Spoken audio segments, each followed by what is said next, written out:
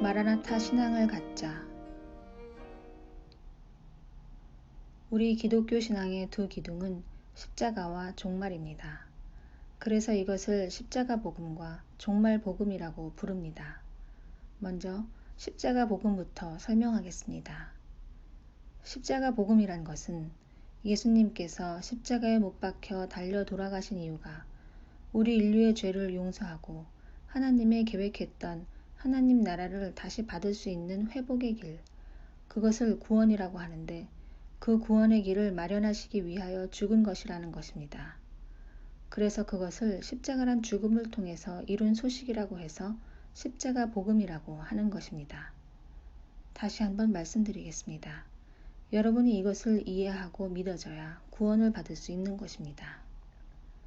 십자가 복음이란 예수 그리스도께서 왜 십자가란 사형 틀에서 고통스럽게 죽어야만 했는가가 충분히 이해가 가고 믿어져야만 하나님께서 주시려고 계획했던 모든 것을 받을 수 있는 구원의 길에 들어서게 되는 것입니다. 하나님께서 영원한 하나님 나라를 통치하고 계시는데 그 영원한 하나님 나라를 예수 그리스도를 닮고 예수처럼 된 자들에게 나눠주시려고 우리 사람을 창조하셨습니다.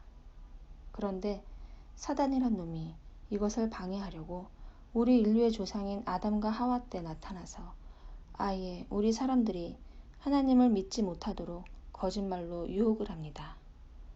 선악과를 따먹으면 너희도 눈이 밝아 하나님처럼 된다며 하나님을 섬길 필요가 없다고 거짓말을 합니다. 우리 인류의 조상인 아담과 하와는 선악과를 따먹으면 반드시 죽을 것이란 하나님의 법을 어기고 선악과를 먹으면 하나님처럼 된다는 말에 그만 하나님의 법을 어기고 선악과를 따먹어 버렸습니다.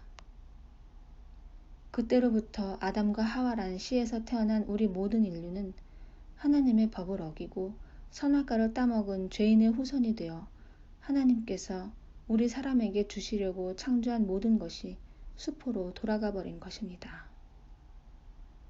영원한 하나님 나라를 주시겠다는 것도 날아가 버렸습니다. 에덴 동산에 살던 축복도 사라져 버렸습니다. 도리어 하나님의 법을 어긴 벌이 시작되었습니다. 행복하게 살던 에덴 동산의 축복이 사라져 버리고 먹고 사는 것이 힘들게 되었습니다. 먹고 살기 위해 힘들게 살 뿐 아니라 생존 경쟁을 해야만 하게 되었습니다. 그러다 몸이 병들고 마음이 생존 경쟁을 해야 하기에 악해지고 사납게 되고 거칠게 되어 버렸습니다. 그러다 죽게 되어 버렸습니다. 이것이 하나님의 법을 어긴 결과였습니다. 이런 인류에게 하나님께서는 고맙게도 정말 고맙게도 하나님의 법을 어긴 죄를 용서하고 하나님이 계획하신 것을 받을 수 있는 회복의 길, 구원의 길을 열어줄 구세주, 구원자를 보내주시겠다고 약속하셨습니다. 할렐루야. 그분이 바로 하나님의 하나밖에 없는 외아들 예수 그리스도이십니다. 하나님의 아들이신 예수 그리스도께서 우리를 용서받게 하기 위해 온갖 고초를 당하시고 십자가 형벌을 대신 받으심으로 우리가 하나님을 섬기지 않고 자기 맘대로 살면서 지었던 죄까지 용서받게 하신 것입니다. 그럴 뿐만 아니라 하나님께서 창조할 때 계획했던 하나님 나라를 주시고 다스리도록 하겠다는 것도 회복시켜 주신 것입니다. 예수님께서 우리 대신 십자가의 형벌을 받았고 이 십자가 형벌이 우리를 구원하시기 위해 하나님께서 주시려는 것을 회복시켜 주시기 위한 것임을 알고 받아들이고 동시에 이제부터는 하나님의 법을 지키고 하나님만 섬기고 살겠다는 사람들에게만 주시는 구원을 받게 된 것입니다. 이것을 십자가 복음이라고 하는 것입니다. 지금까지는 기독교 첫 번째 기둥인 십자가 복음에 대해서 말씀을 드렸고 이제는 기독교의 두 번째 기둥인 종말 복음에 대해서 말씀드리겠습니다.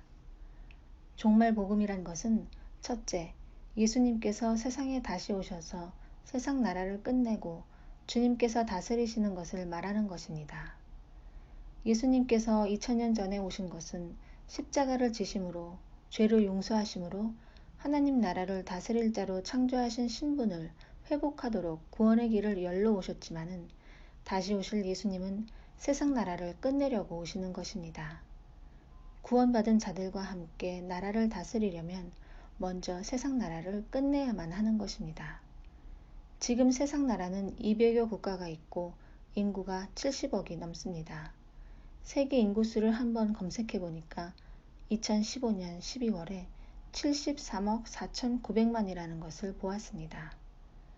이런 세상 나라가 앞으로 있을 7년의 환란 때에 절반 정도의 인구가 죽고 세상 나라는 개편이 되어 이스라엘을 중심으로 한 천년 왕국을 거치고 난 뒤 새하늘과 새 땅인 영원한 천국 하나님 나라에 편입되어 영생의 나라에 들어설 것이라고 요한계시록과 여러 곳에 기록되어 있습니다. 이런 것을 알지 못하고 믿지도 않는 세상 나라 지도자들은 지난달 2015년 12월 18일 기후변화에 대한 협약을 맺었습니다. 그간의 화석연료, 기름을 너무 사용하여 탄산가스가 너무 배출되고 에어컨을 너무 많이 사용하여 지구 오존층이 너무 망가졌다는 것입니다.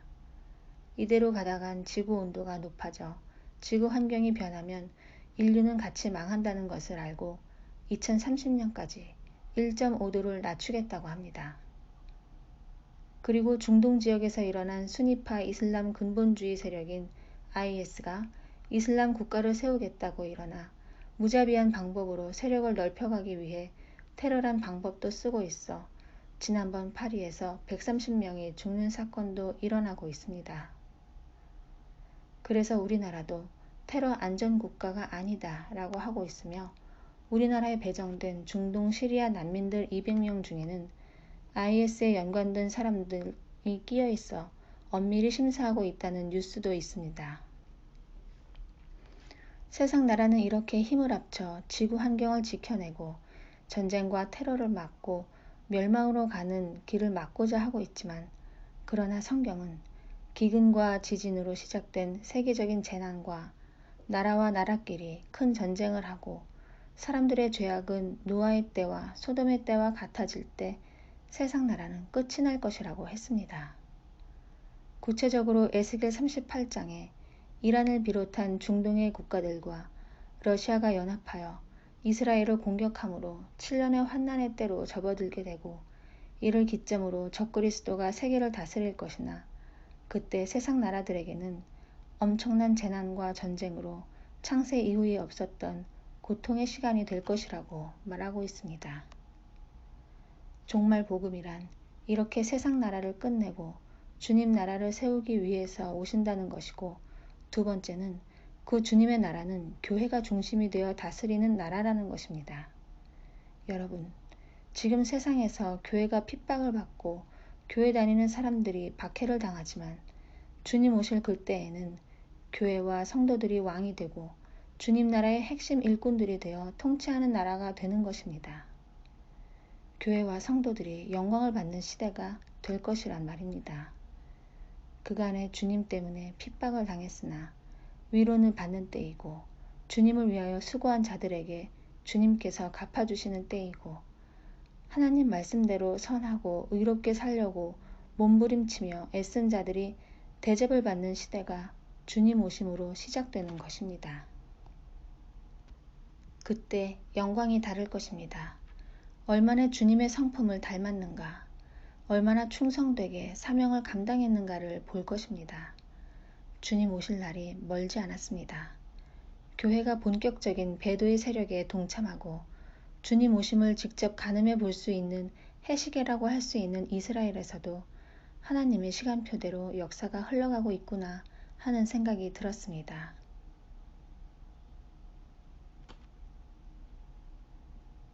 저분이 자신의 사명을 다윗의 장막, 성전을 세울 것으로 알고 있다는 것을 인터넷을 통해서 접했습니다.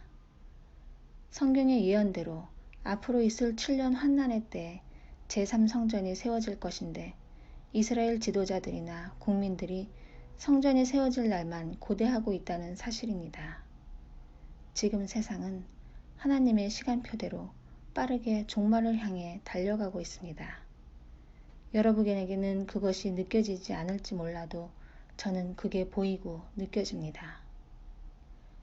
사랑하는 성도 여러분, 우리 모두 다 주님 오실 것을 소망하며 기쁜 마음과 감사한 마음을 가지고 금년에 주어진 일들을 잘 감당하며 힘써서 달려나가십시다.